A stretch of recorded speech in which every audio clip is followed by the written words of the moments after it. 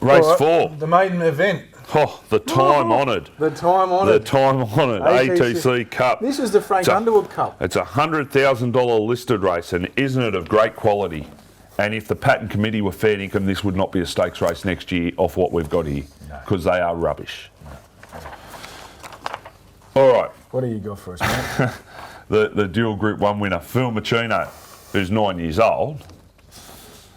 It's $5. He's got a race last two. Oh, look, he's a good old horse. But, you know, the second top weight with 57 in this high-quality stakes race, and people say, oh, put more money on for stayers. Well, hang on. The stayers going around for 100,000, and they're nothing better than... Well, the second top weight with 57 kilos was last start beaten in a benchmark 88. He's an 89 rated horse. Like... They're not stakes class horses. The only two last start winners in the race are coming out of provincial track runs. Yeah. What's that say? And they're going around for 100. You're going around for 100. It's a lot of money. Don't tell me there's no money for staying horses. Like, this is the laughable thing. Everyone's argument is, I'll put more money on for the staying horses. You go back through the last 10, or the history of Australian racing, and look at all the horses that earn the big money. They're stayers, because all the prize money in this country is geared towards stayers. Without a shadow of a doubt. Anyway. Mate. Without a shadow of a doubt. Rant for the day. Phil Machino, $5. That's a very, very fair point, and I totally agree with you as well. Phil Machino, $5. Moriarty, $2.70. Fromell's, $7.50. $6 Ward. Last start provincial winner. Dreamworker, $7. King Utah, $15. That'll do us. I reckon Moriarty's... This is it for him. It's got to be. Yeah, it's his third run in a row. I'm not bagging him against the rest of them. No, you're just saying... I'm just saying, how is this horse carrying 57 in a listed race? Yeah, and fair point too.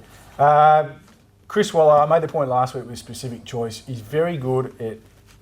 He'll see a race in a couple of starts time for a horse, and he's very good getting it there at the right time and its prep with the right weight. And I wouldn't be surprised if he had this race in mind for this horse. Don't know about it backing up 3 weeks in a row. I'm not sure. Maybe I've got that wrong. But I think this is his day. And put it this way, I think if you can't win this, you can certainly sack him from this grade. Well, it's got to be his day. Yeah. The toppy, yeah, his run was okay the other day, but he's had 31 days off. He rides to 59 kilos on a boiling hot day. Not for me. And it's been about 2 years since he's won a race. Scouting wide, was solid first up. Average second up. I reckon he's probably still a run off. Fromell's, well, yeah, I don't know. Ward, okay, midweek Metro, but it's the last up midweek winner. Dreamworker, just nothing. It's just a bad race. If Moriarty doesn't win this, he won't win a stakes race. And look, his query might be... This would be close to the worst stakes race I've ever seen. It is rubbish. It is rubbish. The Kiwi or that Fromell is look, it's the one ready to peak, but whether or not it's good enough, I don't know. Well, Brown said Moriarty a fortnight ago needed the run. Yep. He's had a run since, surely, you know, and he beat him home that day. Well, he's got to beat him home again, surely. Is he a 2,200 metre conveyance? Well, he found the line all right last start. Yeah, I don't know. I mean, I've got queries over him, but I just think... Well, him and the winner ran away from everything else. Yeah. The great Iggy Pop got the softest run of all time, and the further they went, the further Moriarty ran away from him. I reckon that horse needs to be ridden up on the pace. I reckon that horse is just average. Yeah, there's a school of thought around that suggests that, isn't there? Race 5. Right. Here's the best race of the day, outside of the 2-year-olds. The Sky Flying Handicap over 1,200 metres. We've got a couple of important gear changes. Riva Delago, well, the first gear change he's got is he's got a new trainer, and Chris Waller. He gets the blinkers on and the lugging bit on. The Norton bit comes off, the race plates come off, and the winkers come off. So if the race plates come off, what goes on? Doesn't say. Nice. Anyway, that needs to be checked out. And if you do get a phone call back from the trainer to write a story on him, find out what plates he's got on. Uarte. So is a gear... There's more coming off or going on? No, the race plates are off. It says race plates off again, so he's either getting combustion plates on or bar plates or something, or glue-ons. Hopefully not bar plates. Hopefully not Gluons. Well, I'm not tipping him, so hopefully he is getting the bar plates. Okay. I probably just gave myself up there, didn't I? Well, Uarte 440, Coupe T $8, Riva Delago 550, 7 forfeiture, $3 Stratford, Irish Jig 10. You're obviously tipping Riva Delago. I am. Look, I was tossing up between it and forfeiture. I think she's a handy mare. Always slightly worried though with these mares, fillies and mares, when they perform consistently or reasonably well, which if you put the pen through a Tiara run she has, at the sort of stakes level against the fillies and mares, they come back against the boys, they can sometimes appear to be a little bit flattered. I like Riva Delago just as a horse. He's a bit. I was on him at Scone. He's an enigmatic type. Is probably the nice way to put it.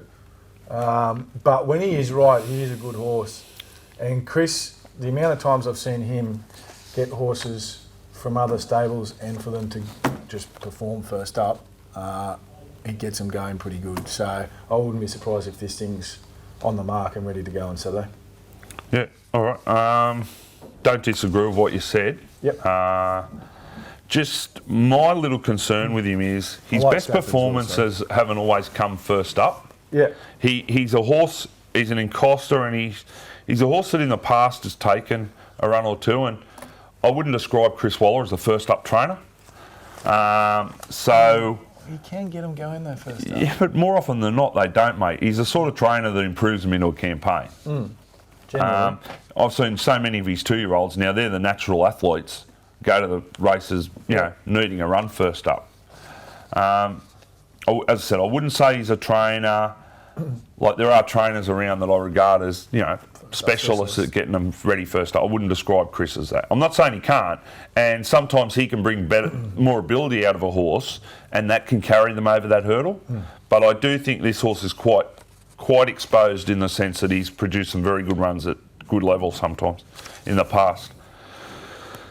Forfeiture's the local, so that gives her a little bit of advantage. She didn't have the best of luck at Hawkesbury, but it's been a little while since she's produced the best, and she takes on some smart boys here. It's tougher than taking on the mares. Stratford's the one for me. Lightly raced stratum horse that's been really, really well placed during his career. He's ready to go to that top level now. When I say top level, I'm not saying Group 1 level, but open company and produce against, the good open class sprinters. Thought his trial was outstanding. He beat Star Truce, who's a horse that on occasions has proven to be pretty smart, but then for the majority of his career he hasn't lived up to his better performances. In saying that, the stable tried to ride him quietly for a long time when he's just a runner. And he was allowed to run in that trial, and Stratford just reeled him in easily, and they ran time and they spaced the third horse. Yep. It was only a trial, but it was what I wanted to see from this horse with a 1200 metre first up assignment. Very good at the distance, excellent first up stats. He can win here. Go back a couple of preparations. He finished 4th behind Tiger Tees, and he only finished less than a length behind him and gave Tiger Tees weight that day. Yeah. Tiger Tees gone to the next level, and I see no reason why this horse can't go to the next level. I think he can win. $3 for short enough on a hot day. I won't be taking it, but I think his horse they've all got to beat. I'm just having a look here now. You said he gave weight, did he? He had 55. Tiger Tees had 54. Funny enough, the one I'm talking about, Riva, was up against Tiger Tees 5 starts back as well. Yeah. There you go. How were the weights? Carried the same weight. It was in the listed hallmark against Pinwheel and. That was a good run. That was first up. So that sort of, it sort of works against my so-called, first up stats. But I think if he was to reproduce that run, he'd go very close in a race like this. I think if Stratford reproduces that run, he'll go very close too. Stratford's a 1200 metre horse. I think Riva Delago's horse that's going to get better in a campaign. Myself, that's yeah. You got to see Riva Delago. All right, race 6.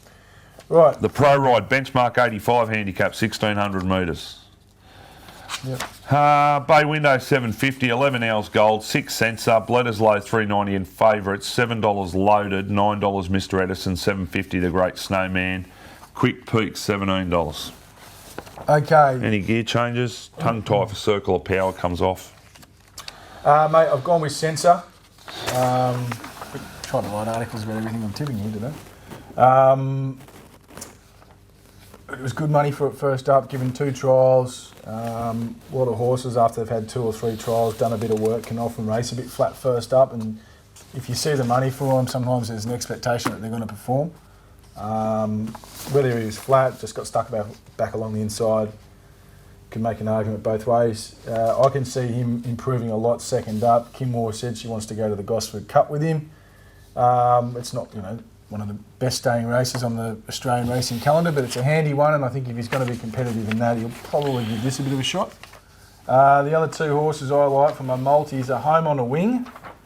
I think he can improve here, second up, and also Mr. Edison if his track stays dry. In and around the mile, this horse's form, if you go back through its form, anything around the mile on a dry track, he really misses a place. He's one of my horses. Okay. Couple here at longer odds, I think, have got a good hope. Owl's Gold, he's $11, and Circle of Power at $21. Now, Owl's Gold, they come through the Bay Window race. Bledisloe was excellent first up, but the on-course betting didn't suggest that was what was expected. $13 to $21. I know he was good, but he is a stayer, and when stayers tend to run well first up, they tend to level out and one bat a bit there second up. So it wouldn't surprise me if he's a false favourite at the moment, and I definitely couldn't be diving into $3.90 him. So I've gone for the Bay Window. I've looked towards the Bay Window form as to be the right form line for this race because, as you say, it is only a plain race. Owl's Gold, he's an underrated horse and he's been racing really well over the last 6 months, this horse. Excuse me.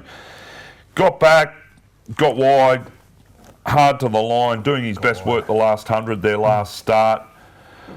Drops a kilo in weight off that run from an inside draw. He's going to get a soft run. He won't be too far away. And Circle of Power, he raced up on the speed in that race, but he had to do a fair bit of work early. And he battled on all right, I thought, in the straight, only beaten 1.5. That was his 4th run back from a spell. If you go through his form was okay this campaign. He hasn't been too far away. 2.3 he was beaten, 1.3 he was beaten, 3 lengths, 1.5. I just think on his home track, those points that we talked about before, he's going to be at home in his box relaxing, whereas all these other horses are going to be there earlier than him and in the heat, etc., etc. $21. It could be the only bet I have all day there on Saturday. Could get a bit sneaky. Oh, just only a $20 each way go, but just for an interest. That's all right. I just think he's over the odds. All right. Yeah, mate. You finished doing your doodling? Cavalry man.